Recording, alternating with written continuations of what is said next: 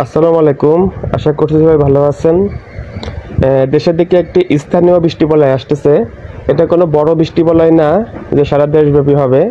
এটা শুধুমাত্র রংপুর এবং সিলেট বিভাগের জন্য আসতেছে। আগামী ৪ সেপ্টেম্বর থেকে ৮ সেপ্টেম্বর পর্যন্ত এই বৃষ্টি বলয়তে মূলত দেশের উত্তরাঞ্চলে সকলেই থাকতে পারে। এবং যেহেতু এটা স্থানীয় বৃষ্টি বলয়, যার কারণে আমরা এটাকে নামকরণ করতেছি না।